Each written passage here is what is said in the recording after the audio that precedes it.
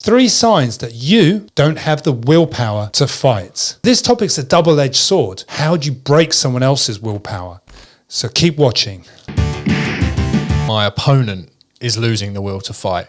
What am I looking for first? They're fatigued. You easily fatigue. What's the first thing that goes? If you haven't got the energy, your mind immediately starts to doubt whether you can go the distance. How do you manage that? And we're talking psychology, not fitness here. It doesn't matter how fit you are, that variable changes as soon as you start to fight. If you put no time variable on your fight, then you have to manage your own fatigue with no end in sight. So you should be able to say to yourself, I can fight for an hour if I have to. Because in a real self-defense situation, it is you outlasting your attacker. But the most important thing is to try to induce fatigue on your opponent. Maintain your own energy and also deplete theirs. When you're training, don't actually train for rounds. So we're looking to maintain a mindset that allows us to manage our fatigue. You win. What am I looking for next? The second sign always has to be your ability to manage and handle injury. Injury actually sucks someone's will to fight. How many times have you seen someone being punched cleanly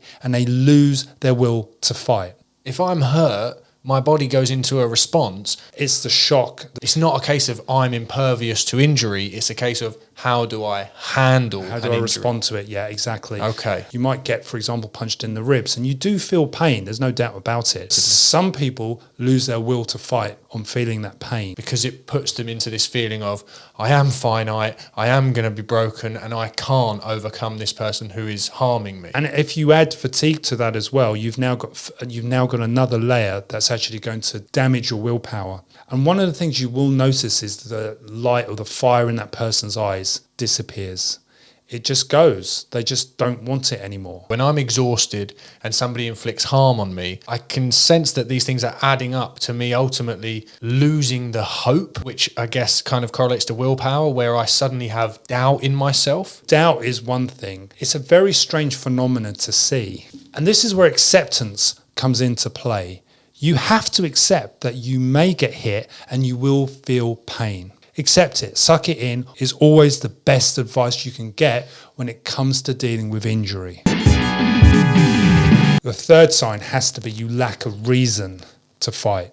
You lack perseverance. So is it fair to say that you have no reason, you can't possibly expect to have motivation? If you have no reason to fight, then when the going gets tough, you'll get going. So the thing that maybe separates those who are willing to go the distance with no round timer, those who put the fear in their opponent because they are not giving up, are those with a deep-seated reason that they understand and have reconciled, I know why I'm here. They have the why of why they want to fight. Is survival in an attack just protecting your life, not reason enough? Some people fight for different reasons. They have different values, worldviews even. Okay. You know, you might insult me and because of that, I'm fighting to defend my worldview. Your honour. If you ever have a fight with someone that's fighting because they're protecting their honour, their dignity, it's a tough fight. Something where there's pride involved and honour involved. These are the things that build up a reason which motivates the perseverance. Could be any sort of context, but the point is you have to have a reason